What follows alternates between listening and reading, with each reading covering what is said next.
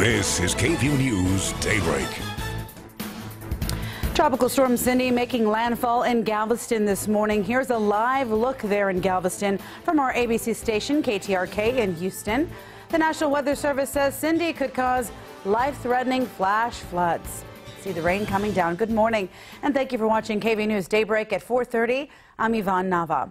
Let's get a look at what we're tracking with Storm Team meteorologist Erica Lopez. So, Erica, let's talk about the path right now for Tropical Storm Cindy. Well, the path right now still moving to the north and the west. Cindy officially made landfall just moments ago, officially by the National Hurricane Center. Made landfall between Port Arthur, Texas, and also Cameron, Louisiana. So that's continuing to push to the north and the west. But we are expecting Cindy's path to move a little bit to the east. So that's going to give us relief from any impacts from Tropical Storm Cindy. But notice the heaviest of the rain still in the Gulf of Mexico. We have some moderate to light rain shower bands there pushing further east of Houston. Nothing super severe that we've seen. I think the most severe part of this system in general is the rain that's been ongoing, especially for the deep south from Louisiana, Mississippi into Alabama and also portions of Georgia, where that's where flash flood watches remain in place. And notice they have been extended all the way into the Tennessee Valley. Flash flood watches and still some tropical storm warnings due to the strong winds. Can't rule out the tornado watch that we have in place. Some short spin-ups is something we're still keeping an eye on across the south this morning also. We'll continue to have updates this morning. Yvonne, back to you. Erica, thank you. 4:31, and Gulf Coast residents are keeping a close eye on the storm. ABC's Marcy Gonzalez is in Louisiana with what it looks like there now. With pounding rain and wind gusts up to 65 miles an hour.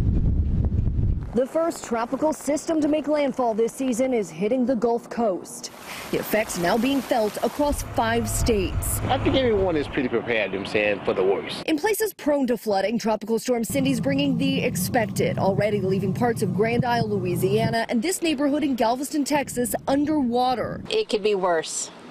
And that's a good thing because I've been through quite a few of them. With voluntary evacuations ordered for some low-lying areas, elsewhere, storm-hardy Southerners with sandbags ready and supplies bought are riding out this storm. You know, we made a thing out of it. Okay, everybody in one room, we're going to, bring the water, bring the lanterns, bring everything. Tropical Storm Cindy's already blamed for at least one death. A 10-year-old boy hit by a log picked up by the storm surge on an Alabama beach. A state of emergency declared in Alabama and Louisiana. There and across the storm zone. I've never seen the waves this big. Concerns of flash flooding, power outages. Bolivar is notorious for losing electricity. And tornadoes, with the leading edge of this storm filled with funnel clouds and one already possibly touching down in the Florida Panhandle. Thank God nobody was hurt. Yeah, this is terrible. And that risk of tornadoes continues throughout today and into tomorrow as the storm makes its way inland. Marcy Gonzalez, ABC News, Lake Charles, Louisiana. And one person with the Austin Fire Department is in Galveston this morning. They arrived yesterday to help prepare resources for the city as Tropical Storm Cindy approached. A boat team is also on standby here in Austin, and more than a dozen other members are ready to head to Galveston if help is needed. And we will be keeping a close eye on Cindy throughout the morning. And as always, you can keep track of the radar with the KVUE app. The KVUE meteorologists are always updating information to keep you informed. Senate Republicans are expected to reveal their health care bill today after weeks of closed-door meetings. Some lawmakers are concerned on how the legislation will handle issues like pre-existing conditions and Medicaid funding. Lawmakers are expected to vote on the bill next week. And lawmakers on Capitol Hill are investigating Russia's meddling in the U.S. election. Yesterday, they heard from former President Obama's Homeland Security Secretary. The Russian government, at the direction of Vladimir Putin himself, orchestrated cyber attacks on our nation. That is a fact, plain and simple. And that's former Department of Homeland Security Secretary Jay Johnson. Johnson says one of DHS's top priorities is stopping the Russians from getting into election machines. I was very concerned about what I was seeing, and this was on my front burner all throughout the pre-election period to encourage the states to come in and seek our assistance. Well, he told senators Russia tried to hack into election systems of nearly 24 states, but there is no evidence showing the votes were changed in the 2016 presidential election.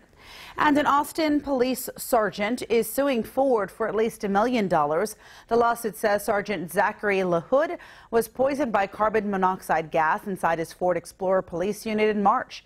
He passed out while driving and almost hit an oncoming bus. The lawsuit alleges Ford knew about an exhaust problem but failed to let the public know. It also says Leif Johnson Ford in Austin serviced the vehicle but failed to fix the defects, I should say. And in a statement, Ford Motor Company says in part, quote, "We take the safety of our customers very seriously. We have thoroughly investigated reports of exhaust odor and do not believe this odor condition poses a safety risk. In the case of police interceptors, odors can be caused by non-Ford modifications or repairs that were not properly sealed," end quote. And Leif Johnson Ford here in Austin had no comment yesterday.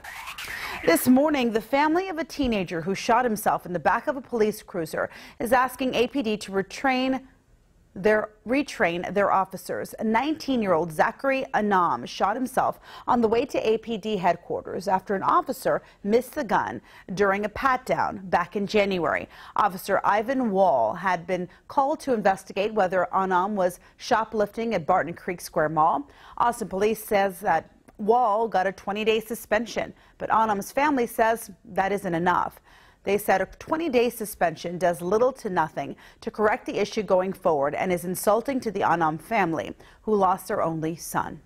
Officials in Marble Falls are asking for help finding a missing person this morning.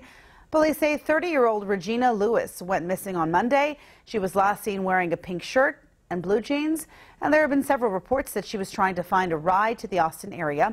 Police do believe she may be in danger due to a medical condition. So if you see Lewis, please call the number right here on the bottom of your screen. Happening today, the Austin City Council is expected to take a final vote on a smoking ordinance change. The council has asked to add e-cigarettes to the list of tobacco products covered by city ordinances. And this means e-cigs would be banned in parks, restaurants, bars, and other public areas. The council meeting starts at 10 o'clock this morning. Well, the first day of summer brought some terrible heat to the Southwest. Heat records were shattered in multiple cities yesterday, and hundreds of people had to evacuate their homes as several wildfires tore through California and Arizona. Hundreds of flights have been delayed, and the pavement has been so hot in Phoenix that pets have had to be fitted with protective shoes just to go outside. Is this something that you ever noticed when you were living in Phoenix? It's kind of interesting, but hey, if it works to protect their little tootsies, then that's fine, right? That's right. I mean, if it's too hot for the humans to walk barefoot outside, for us, it's definitely too hot for the pets. Always something that you want to watch out for in that extreme heat. And something else we want to watch out for are flooding concerns on the opposite end of the country. We're still tracking Tropical Storm Cindy, which has officially made a landfall between Port Arthur, Texas, and Cameron, Louisiana, just about a couple hours ago, and still considered a tropical storm. Wind speed sustained at 40 miles an hour. So as the system continues to push north, it is going to lose its steam. We've already seen those wind speeds decrease. That is going to be the case for the next several hours and expected to be a depression by later tonight or possibly tomorrow morning. Flash flooding still a huge issue, though. The rain continues to pound the south from portions of the Tennessee Valley all the way down south to Louisiana. Tropical storm warnings and tornado watches still in effect. Here's how it's going to impact Austin. Very, very minimal. We might have some of the outer western bands maybe bring in a spotty shower for the eastern counties. We're calling it about a 30% chance of some of those showers. What you're really going to see today are some high-level clouds across the viewing area, so maybe giving you a break from any sunshine, but really, again, a 30% chance of showers for LaGrange, Giddings, possibly some light spotty showers for Austin, Georgetown. That's all we're going to see and feel because of Tropical Storm Cindy. So lots of clouds this morning. They should again break apart, but expect to see those high-level clouds, and notice they are coming from Tropical Storm Cindy. Right now, temperature-wise, it's not a bad start to the day. 60s for the hill country, closer to 80 for the central counties, and that's the same case for the eastern counties. I'm tracking a major cool down this weekend. You are going to love the weekend forecast, but it also comes with some rain. I'll talk about that coming up. Back to you. I'll take one with the other, right? Well, a warning from veterinarians this morning about there's a rise in cases of canine flu. Summer months are usually hard for animal shelters and vets since more animals tend to get outside, and this summer is even harder since vets are looking for symptoms of the canine influenza virus.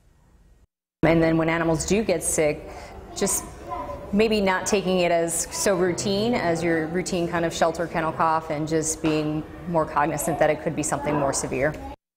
So vets say that you should look for your dog developing a cough, acting lethargic, and worst case, your dog could develop a high fever and even pneumonia. They say there is a vaccine for it, though.